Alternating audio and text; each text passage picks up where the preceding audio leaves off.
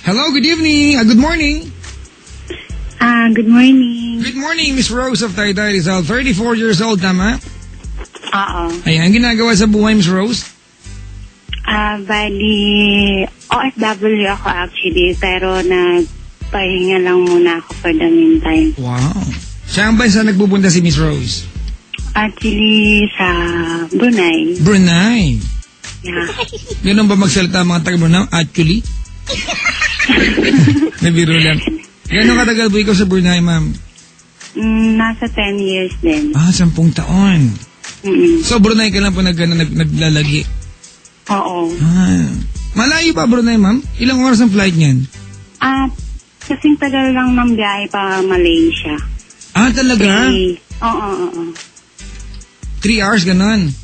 3 hours lang siya. Malapit lang. Nagpunta ako Malaysia kailan lang? Oo. Sa probinsya lang. Yung border ng Singapore. Tumawid lang kami. Probinsya na tayo eh. Nagpunta kami sa isang mall. Sabi sa amin kasi probinsya yun eh. Parang kumbaga sa atin, ang katumbas niya, yung ating... sa Kuala Lumpur? Hindi po yung part... Kinabalu? Hindi yung part na nakadikit sa Singapore. Parang nagpatatak na kami ng passport. Bumalik din kami, mga 2 hours lang kami doon sa border.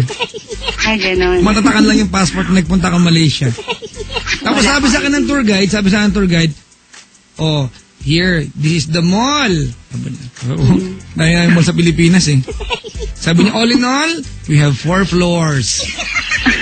Sabi niya sa akin, upstairs, we have theater. Niloko ko, sabi ko you go to the Philippines, this mall of Asia, 10 times bigger. Tumahimik yung tour guide namin.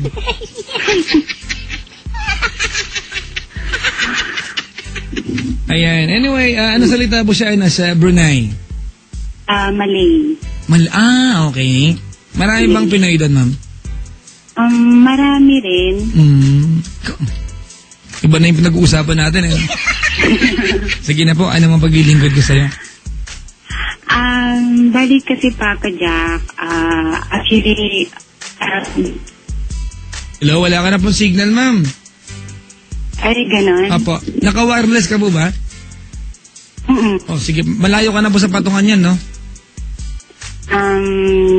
Malayo. Wala na ang signal, eh. Sandali lang. Lapit ka po. Hindi po yan cellphone. Wireless lang po yan. Alright, sige. Rose. Ayan, okay. Kwentuhan mo ako. Malungkot ang kwento mo? Malungkot. Ayan, okay. Kwento.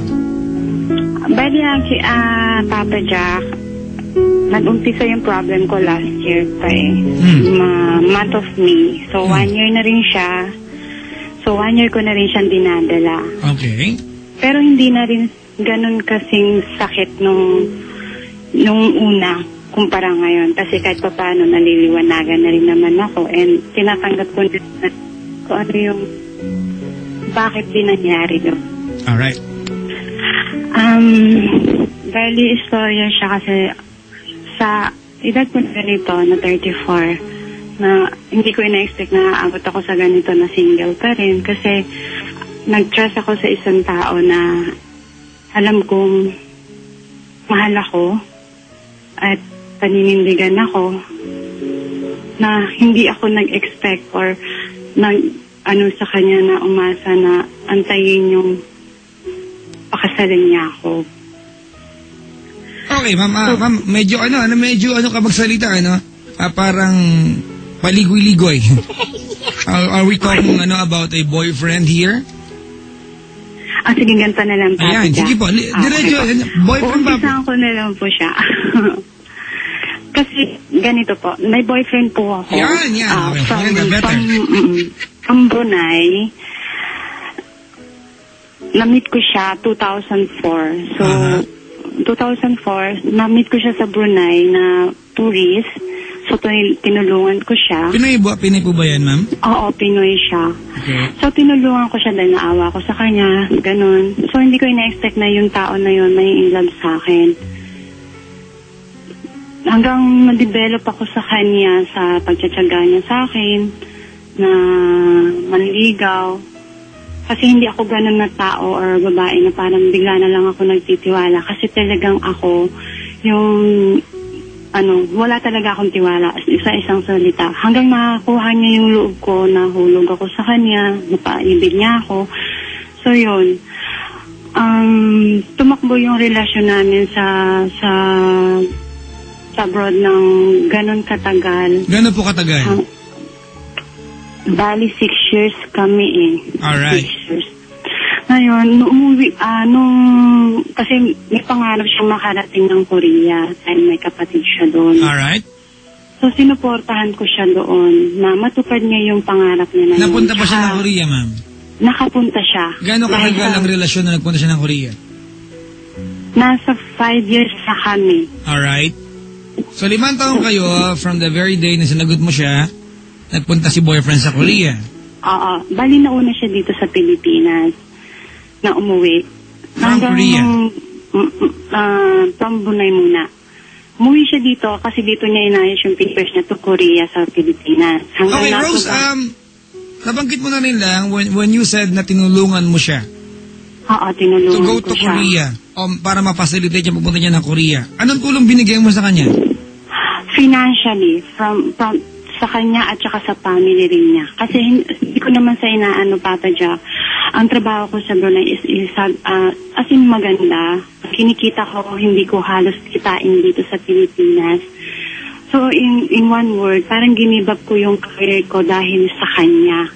Na ang sabi niya, kasi sa akin, tumigil na ako sa pagtatrabaho, umuwi ka na rito, at ako na ang bahala para sa'yo. So, sumunod ako dun sa decision niya na gano'n. Kasi parang nag-isip na rin ako na siguro ito na yun rin yung tao na yun na siyang makakasama ko rin habang buhay.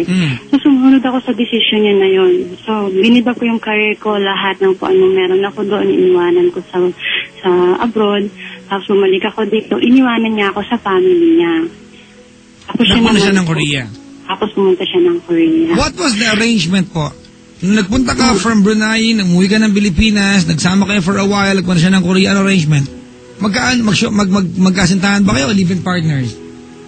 Pari, naging mag-live-in partner kami. Alright. Mula dun sa abroad hanggang dito na sa Philippines. So ngayon, nandito ako sa family niya. So in one word, wala po akong trabaho. Gano'ng katagal ka na ba sa Philippines ngayon? Nasa 1 taon na rin ako mahigit. Gano'ng katagal na siyang wala dito sa Philippines? Magto 2 years. Magto 2 years na. At up until now, nakatira ka sa pamamahay ng family niya? Ngayon, wala na dahil nga sa nangyaring mga problema. Kasi, yun nga na ang nangyari kasi, during na nandoon ako sa kanila, Papa Jack, nakilala ko yung family niya na ganoon, na may mga problema, may mga ganitong attitude. Pero pinagtakpan ko yung binulag ako ng pagmamahal ko doon. Okay. Ano yung attitude ng family niya? Masakit man sabihin, Papa Jack, parang look forward sila sa money. Mahal ko yung nanay niya kahit ganun. Kasi para sa akin, pinuring ko na talagang pamilya ko sila. Ano ulit? Ano yung issue nila about money? Ano po ito?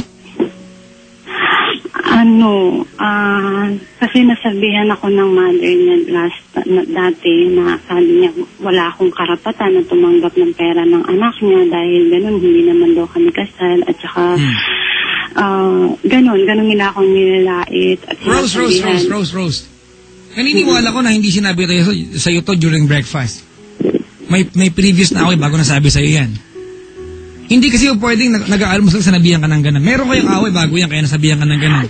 Okay. Kasi hindi ako gusto ng parents niya para sa anak niya. Bakit kaya hindi ka gusto? Yun na nga. Dahil siguro mahirap lang ako. Hindi ka mahirap eh.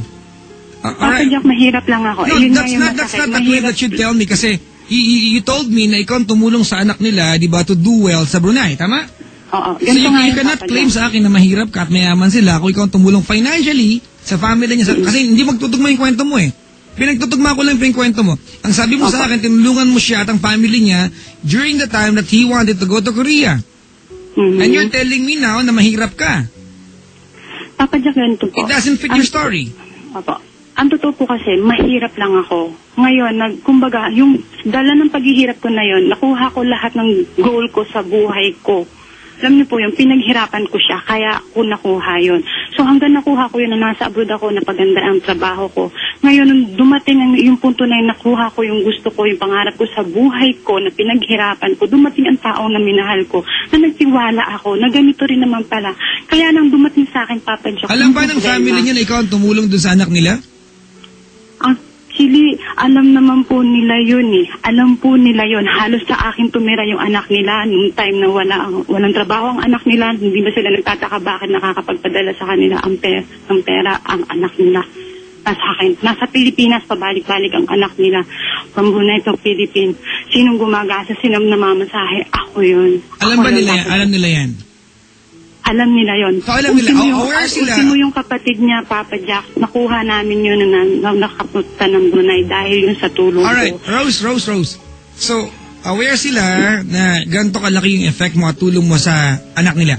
Sa naging live-in partner mo? Alam mo So, there nila. must be a reason bakit ayaw nila sa'yo. Paint me a picture. Kasi, ganito hindi kasi po pwedeng alam nila na ganun kalaki yung tulong mo sa anak nila and yet ayaw nila sa'yo. There must be a reason bakit inayawan ka nila eventually. Paint me a picture. Huwag mo akong iwanan ng pagtataka dito. Give me the reason. Bakit ayaw sa'yo? Okay. Kasi Papa Jack, okay, sasabihin ko po sa inyo. Kasi Good. po, That's what I wanna know. yung parents kasi po niya, as in, nanlalait siya ng tao kapag mababang klase para sa kanila, hindi nagtatrabaho, walang naaasang, wala ka na ibibigay. Yun po yun. Hindi, kahit po ako hindi ko mapaniwalaan na ganun anggulo sila tumitingin, Papa Jack eh.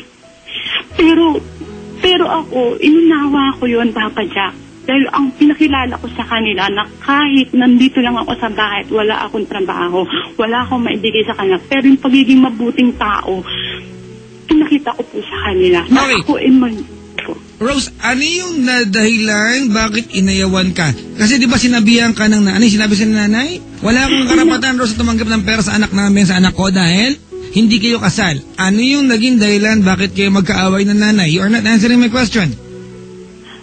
Papa Jack, yung nga rin pong hindi ko makuha kasi time to time, tuwing darating yung time, bawa darating yung panahon na sweldo ang nagpadala yung anak nila, mainit lagi po ang ulo nila sa akin. Basta bigla na lang pong umiinit ang ulo nila sa akin. Parang masakit para sa kanila na bakit hindi sa kanila bumabagsak yung pera. Yun po eh.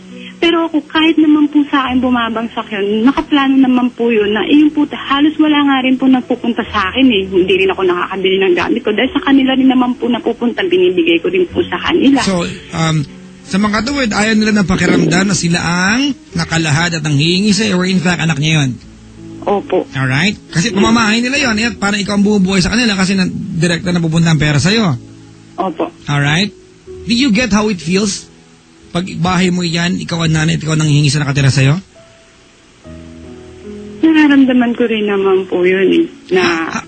Pero ako, hindi ko naman po pinararamdam sa kanila. Tsaka pinakikita ko naman po sa kanila na kahit na gano'n naman po sa akin bumabagsak. Tsaka doon din naman po sa partner ko na talagang hindi po ako sa pera, yung iskimming ko yung pera ng anak nila. Dahil talaga pong pinakikita ko rin naman po na itong pera na to is talagang para rin naman po sa kanila. Dahil talagang ako po, mula sinabi ko naman po sa anak nila na ako gusto ko makatulong ka sa magulang mo, makabalik ka, makareturn ka sa kanila. Kaya hindi nga pa ako nagdidima na pakasalan ako kasi ang gusto ko po maging isang mabuting anak pa rin siya doon sa magulang niya na magbigay siya, makareturn muna siya bago man siya pumasok sa isang obligasyon o relationship na panghabang buhay. So binigay ko yung pangunawa na yun doon sa partner ko. Parang hindi ko lang po ini-expect ngayon na dumating yung panahon na yung gigiba din sa pangarap po, sa pangarap namin, sa relasyon namin, init ng pamilya din po niya. What happened?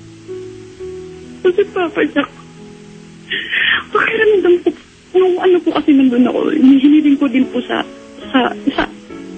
partner ko, na sabi ko, lilipat ako, sabi ko sa kanya. Tumira ako dun sa isang bahay ng kapatid niya na bakante. So, inumipat. Pero, isang compound pa rin po. So, So, bukod na ako doon kasi ito nga po yung problema dito sa family, sa magulang niya. So, bubukod po ako. Ngayon, itong kuya naman po niya, kinukuha po yung bahay niya na.